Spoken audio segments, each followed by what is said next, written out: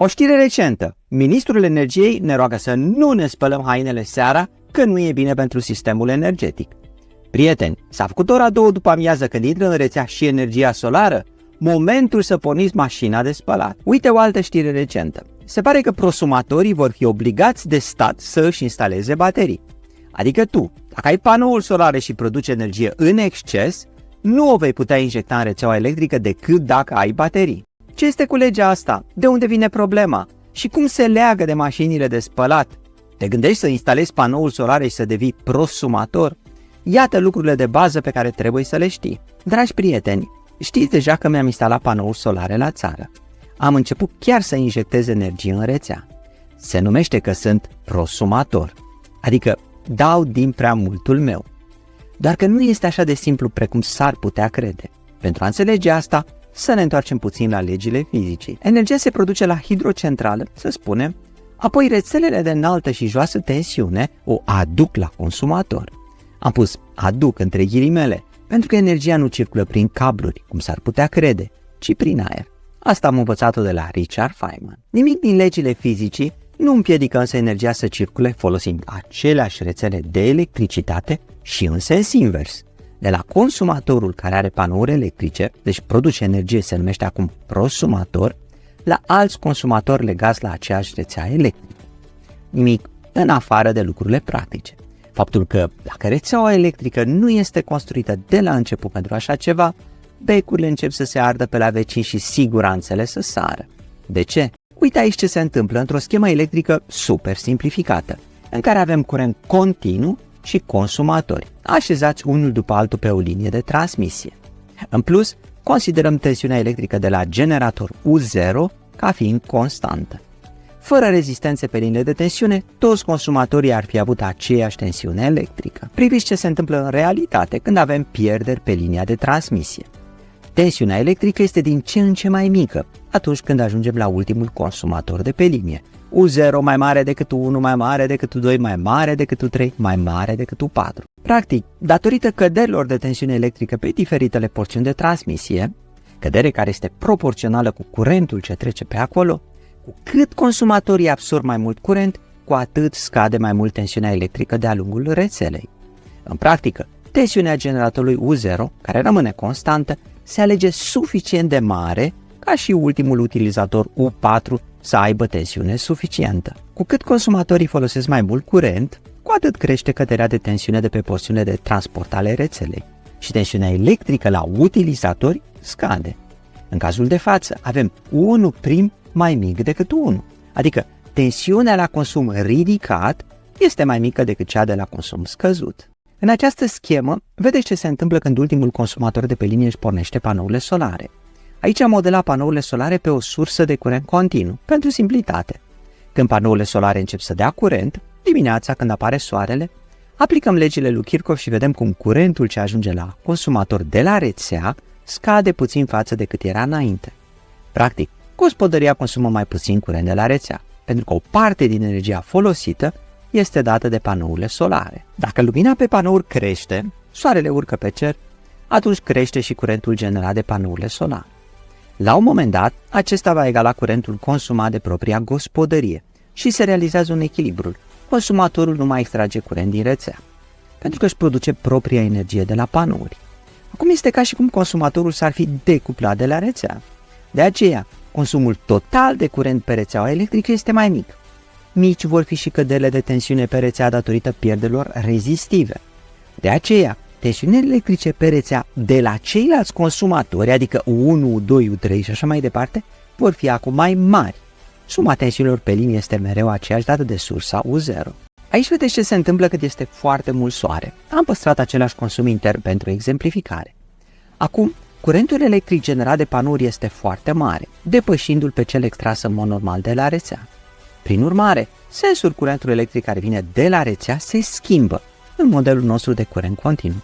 Cum modelul este de curent continuu, iar sensul tensiunii rămâne același, produsul dintre tensiunea și curentul ce vine de la rețea, adică puterea electrică, își schimbă sensul.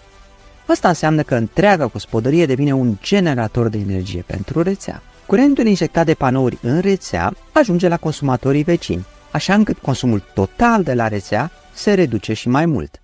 Asta înseamnă că tensiunea electrică la consumatorii precedenți din rețea, adică la vecinul nostru, va crește și mai mult. De aici apar problemele. Păi dacă crește prea mult, îi se pot arde aparatele din casă. Acesta este lucrul cel mai important de la care trebuie porni când vorbim despre prosumatori. Când aceștia pompează energie în rețea, tensiunea electrică crește pe lanțul rețelei de distribuție și poate afecta ceilalți consumatori. În practică, dacă sunt mulți prosumatori, ei creează astfel dezechilibre în rețea. În acea zi însorită, toate panourile electrice dau multă energie electrică, tensiunea electrică va crește necontrolată în rețeaua electrică, punând în pericol toți ceilalți consumatori. Numim asta un dezechilibru al rețelei de tensiune. Acum înțelegem, cel puțin din punctul de vedere al energiei solare, de ce zice ministrul să pornim mașinile de spălat ziua. Pornit mașina de spălat, vom extrage mai mult curent din rețea și va scădea tensiunea electrică, care altfel ar fi fost mai ridicată datorită surplusului de energie solară.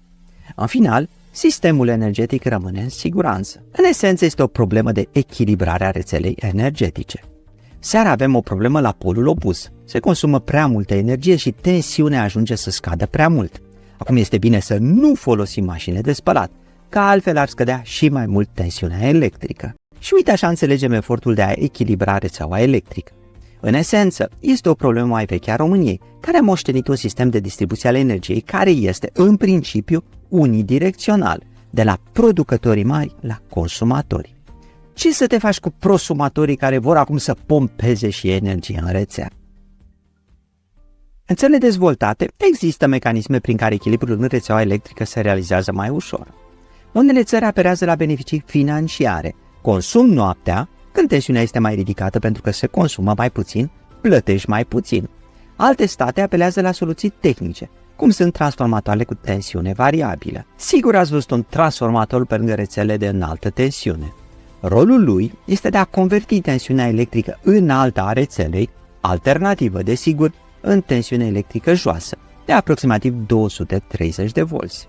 În transformatoare cu tensiune electrică variabilă, această tensiune joasă livrată consumatorilor se poate adapta automat, în funcție de sarcina utilizatorilor. Dacă aceștia consumă mult, tensiunea electrică scade în mod natural și atunci transformatorul își va ridica tensiunea din secundar. La fel se întâmplă când consumul scade. Tensiunea ar crește în mod natural, transformatorul cu tensiune variabilă măsoară asta și livrează în secundar o tensiune mai scăzută. O astfel de soluție îi avantajează și pe prosumatori. Vine o zi însorită și toți prosumatorii de pe linie livrează energie. Tensiunea electrică crește în rețea și transformatorul vede asta. Fiind variabil, își va scădea automat tensiunea. În România însă, astfel de soluții sunt scumpe. Pentru a proteja rețeaua se aplică o metodă brutală: deconectarea prosumatorului, dacă acesta, livrând prea multă energie în sistem, face ca tensiunea electrică să crească într-un mod periculos. Ideea este următoarea: orice panou solar produce tensiune electrică continuă. Pentru a fi livrată în rețeaua de tensiune alternativă, se folosește un invertor. De aceea, invertoarele pe care le folosesc ca prosumatorii au incluse în ele un sistem de siguranță. Ele monitorizează tensiunea electrică. Atunci când pun energie multă în rețea și crește tensiunea electrică, invertorul se decuplează automat de la rețea, pentru ca tensiunea electrică ridicată să nu producă pagube. Un avantaj l-au prosumatorii care și-au instalat un sistem trifazic. Ei distribuie energia pe toate cele trei faze ale rețelei. Energia livrată pe o fază va fi mai mică. Din cauza aceasta, sistemele trifazice se decuplează mai rar de la rețea, avantajându-i pe prosumatorii care le au. În plus, atunci când invertorul trifazic este mai complex, de exemplu fiind construit din 3 invertoare monofazice separate, se poate livra energie pe acele faze ale rețelei care au o tensiune mai scăzută. Există însă și alte soluții, cum ar fi folosirea de baterii. Aici e ușor de înțeles. Dacă crește prea mult tensiunea electrică atunci când se livrează surplusul de energie în rețea și invertorul este decuplat de la rețea, acesta se poate conecta automat la baterii și le încărca. Energia acumulată în baterii este apoi livrată în rețea la momentul cel mai potrivit. De exemplu, seara când panourile nu încarcă bateria, când consumul este mare și sistemul are nevoie de energie. De fapt, cu baterii se poate face chiar ceva mai inteligent. Dacă verifici automat vremea și vezi că mâine plouă, este mai bine să nu pui energia bateriilor în rețea, ci să o păstrezi pentru tine, să o folosești a doua zi.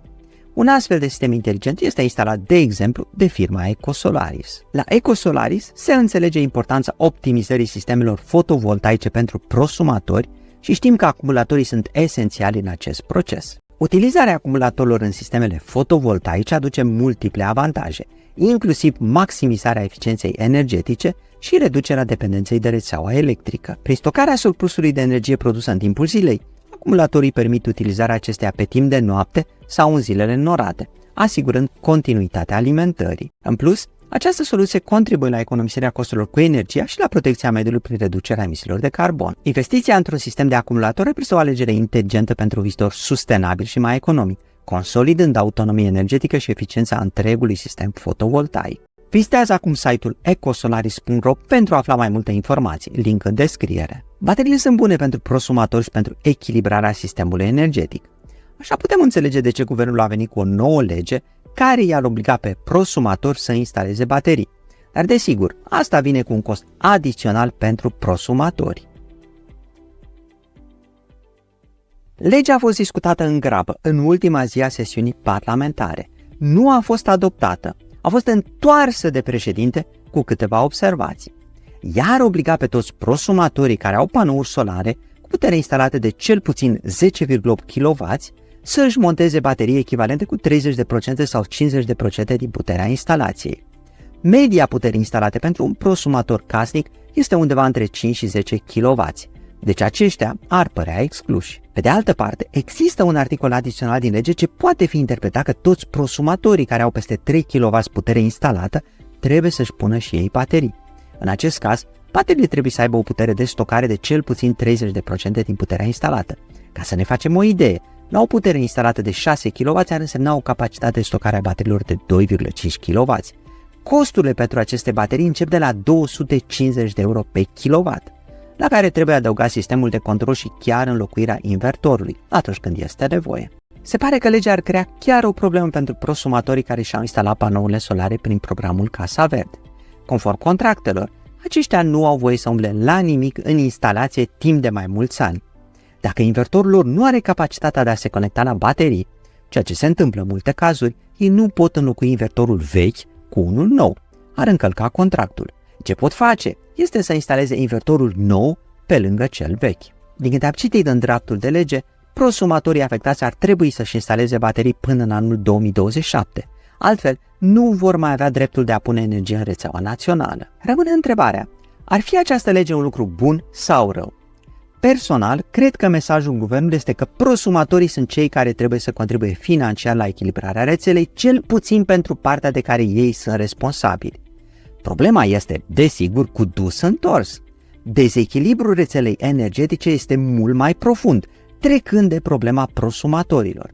Asta se vede zilele acestea și în costul ridicat al energiei electrice, care se trage din fluctuații mari care au loc zilnic în tranzacțiile de energie, datorate tocmai acestui dezechilibru. Există însă și alte mecanisme de reglare a rețelei, cum sunt cele de încurajare a consumului la ore potrivite sau de o construcție echilibrată a rețelei din stat, cu toate componentele sale, hidronuclear, eolian și așa mai departe. Dacă prosumatorii vor fi nevoiți să plătească bateriile din buzunarul propriu, să nu ne trezim și cu efectul invers. Datorită costurilor ridicate, din ce în ce mai puțin dintre proprietarii de panouri solare să vrea să devină prosumatori. Cum am spus, președintele a retrimis Parlamentului legea. În cererea de reexaminare, președintele a subliniat că implementarea acestei obligații ar implica costuri considerabile pentru prosumatori și ar putea descuraja investițiile în panouri fotovoltaice. Și cu asta am ajuns azi la sfârșit. Până data viitoare vă rog să vă abonați dacă n-ați făcut-o încă apăsând chiar acum acest buton de abonare. Le mulțumesc celor care ne susțin pe Patreon și aici devenim membri ai canalului. Eu sunt Cristian Presură, voi sunteți cool și vă doresc numai de bine. La revedere!